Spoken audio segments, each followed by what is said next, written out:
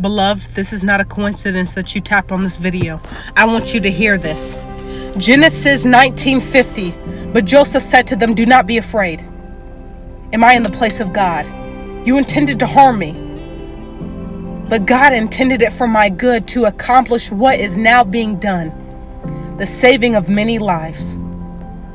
I want you to hear me. When I found out the father of my child was a sex offender, when he placed his hands on me, when he bit my skin off of my bones, when I had to go to court and rehash and reface the abuse that I've been through, and put a 5-year restraining order so that he couldn't be around me or my daughter while I was still in school, the anger that was festering inside of me, it almost overtook me. When I had a bottle, I had a blunt, and I had the word of God, and I still chose the word of God, the anger was still trying to fester inside of me.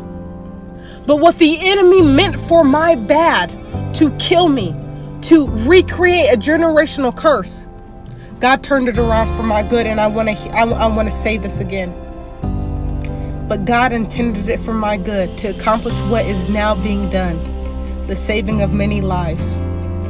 I had the honor of speaking at a church a few days ago, and I got to speak about my journey with the father of my child and with having my daughter.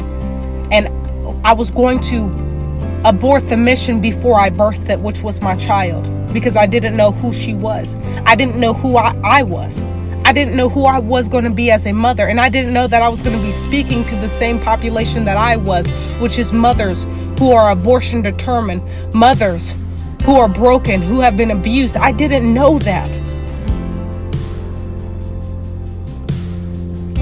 I didn't even feel qualified to speak to these women, but the same thing that disqualifies you in the one season is the same thing that God will use to qualify you in another, because I was abused, because I was hurt, because I was in foster care, because I got my skin tore off my bones, because I was essayed multiple different times by multiple men.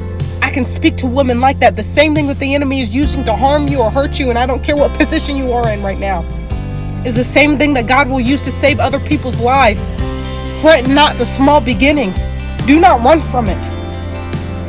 I can tell you right now, I am in the process of forgiving the father of my child, because I understand that there's a spirit trying to operate within him. He was on an assignment from the enemy to just recreate a generational curse that has already been established in my bloodline.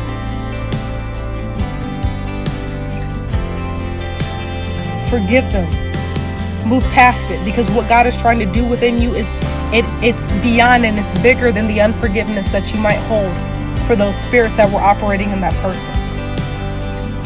God is going to use your story and your testimony to break generational curses in others. Fret not. Don't run from it. God bless.